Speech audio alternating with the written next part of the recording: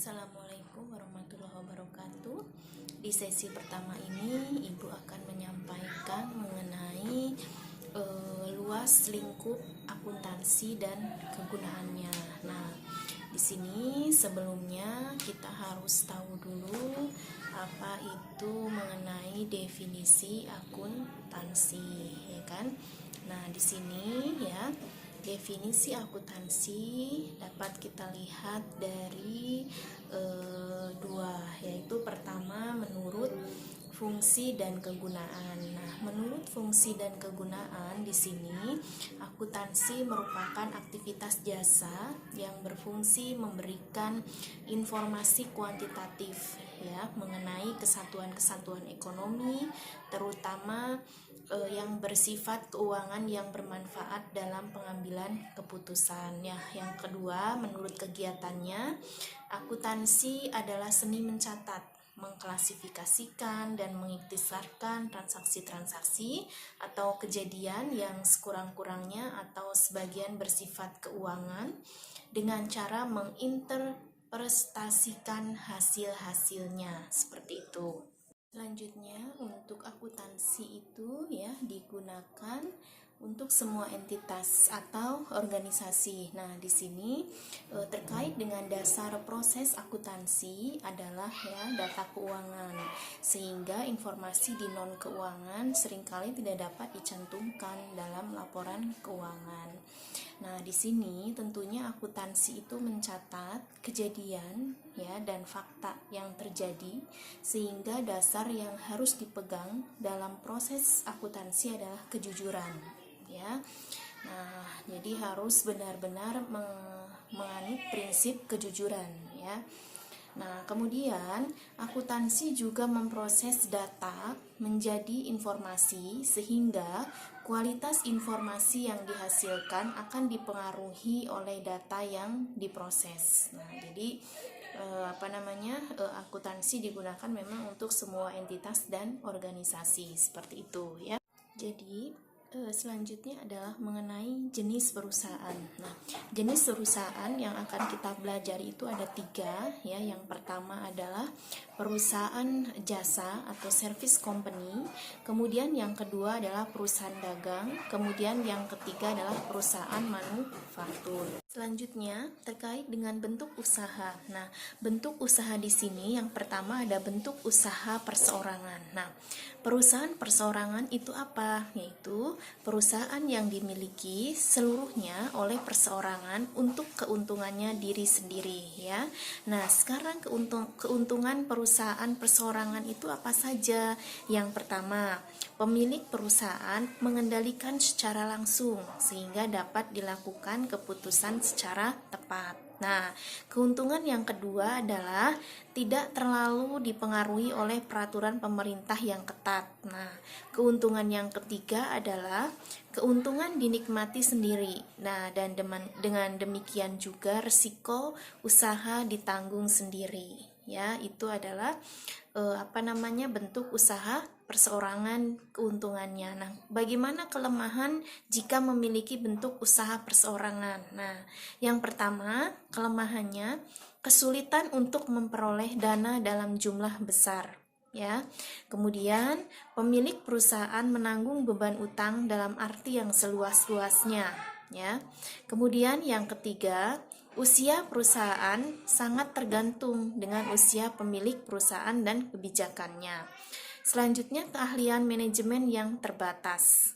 Nah, yang selanjutnya, tidak terjaminnya kesempatan karyawan dalam mengembangkan karirnya sehingga pemilik perusahaan sulit untuk mempertahankan karyawan yang memiliki potensi. Selanjutnya, untuk bentuk usaha persekutuan ya. Nah, bentuk usaha persekutuan di sini itu apa? Nah, perusahaan yang dimiliki oleh 2 orang atau lebih menurut pada perjanjian yang telah disepakati. Nah, itu adalah definisi dari perusahaan persekutuan. Nah, sama halnya dengan bentuk usaha perseorangan, keuntungan perusahaan persekutuan juga memiliki beberapa keuntungan. Di antaranya di sini keuntungan perusahaan persekutuan itu memungkinkan menghimpun dana yang relatif besar dari beberapa sekutu dan menuntut penerapan keahlian manajemen yang lebih baik. Nah, selain memiliki keuntungan, bentuk usaha persekutuan atau kelemahan perusahaan persekutuan itu yang pertama, tanggung jawab sekutu dalam menanggung beban utang yang tidak terbatas. Nah, kemudian kelangsungan hidup persekutuan kurang terjamin jika ada salah satu sekutu keluar atau meninggal dunia. Kelemahan selanjutnya, kesulitan dalam pemindahan kepemilikan sekutu dan tidak fleksibel untuk mengubah jumlah anggota persekutuan. Nah, selanjutnya, kemungkinan timbulnya konflik yang kompleks dibandingkan dengan perusahaan perseorangan. Nah, di sini kita sudah tahu bagaimana keuntungan dan kelemahan perusahaan persekutuan. Selanjutnya adalah bentuk usaha perseroan terbatas. Nah, apa itu definisi perseroan terbatas? Ya, di sini bentuk badan usaha dan merupakan badan hukum yang terpisah dan kepemilikan dibagi dalam saham-saham. Nah, kemudian ada beberapa keuntungan bentuk perseroan terbatas. Yang pertama, tanggung jawab terhadap utang perusahaan yang terbatas. Yang kedua, kelanjutan usaha perusahaan yang lebih terjamin. Artinya bahwa perusahaan akan terus beroperasi meskipun pendiri meninggal atau keluar dari perusahaan. Selanjutnya, pemindahan kepemilikan yang mudah dan menjual saham di pasar modal. Kemudian selanjutnya, mudah untuk mengumpulkan dana dalam jumlah yang besar melalui penjualan saham atau obligasi. Nah, selanjutnya memungkinkan diperolehnya manajemen yang lebih profesional. Nah, itu adalah keuntungan dari bentuk usaha perseroan. Selanjutnya, kelemahan bentuk perseroan terbatas itu yang pertama, pemilik harus menanggung pajak yang lebih besar. Nah, kelemahan kedua, pembentukan yang kompleks dan mahal.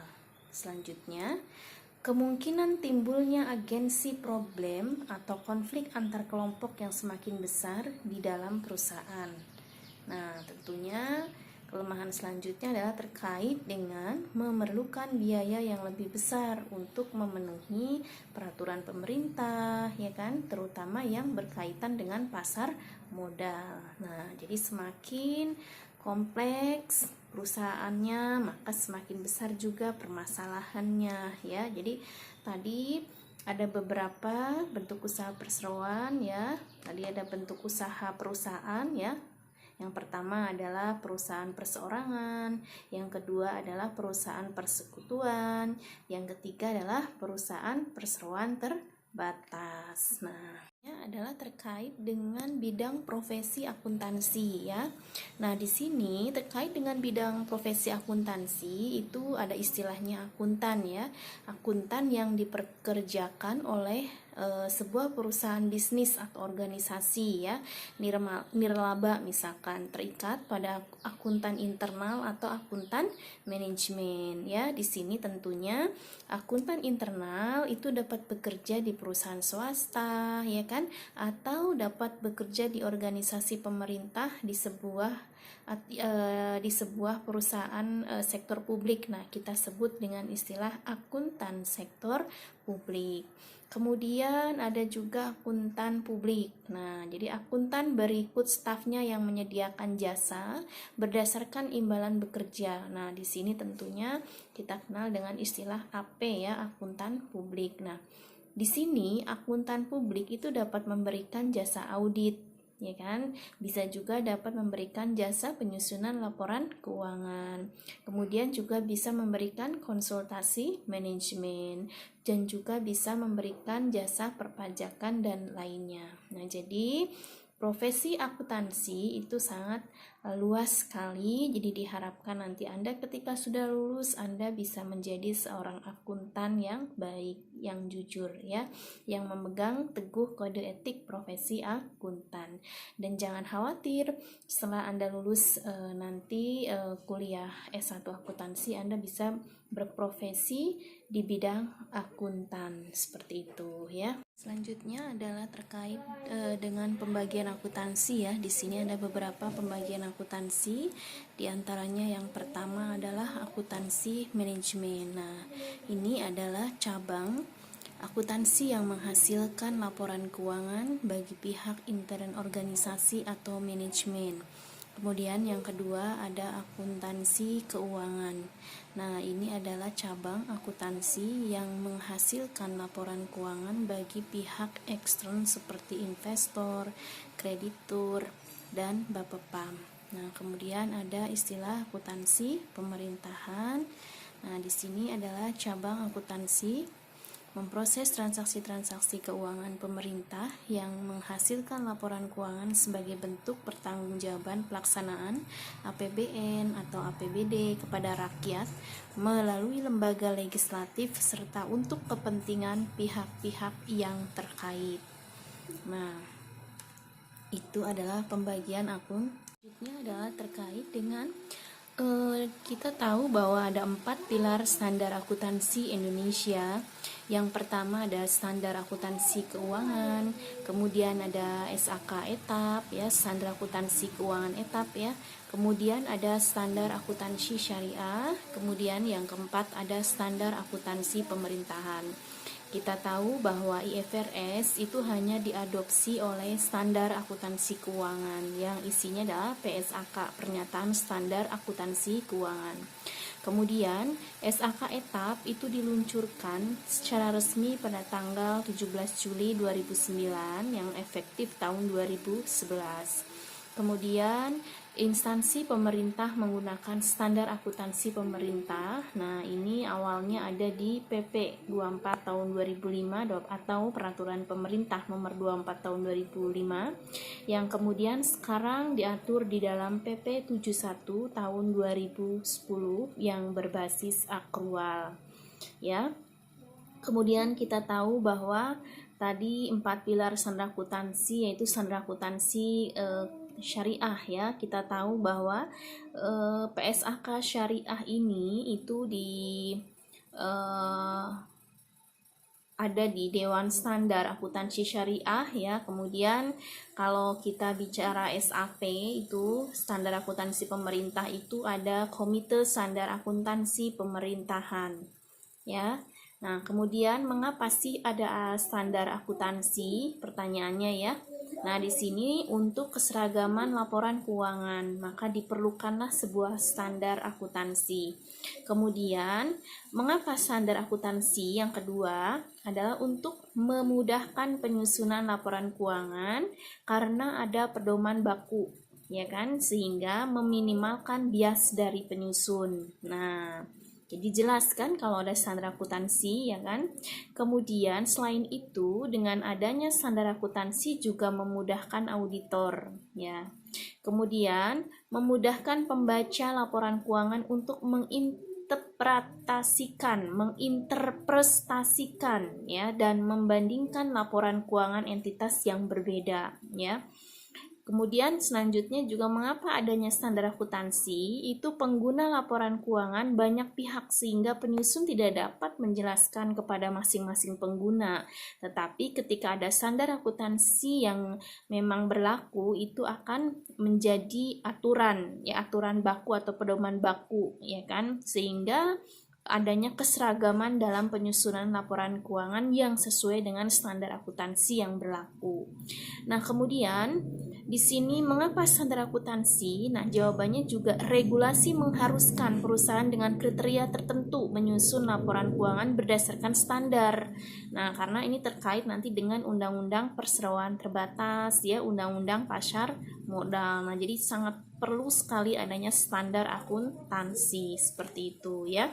Oke, itu saja pertemuan di sesi hari ini. Semoga bermanfaat terkait dengan luas lingkup akuntansi. Itu saja. Wassalamualaikum warahmatullahi wabarakatuh.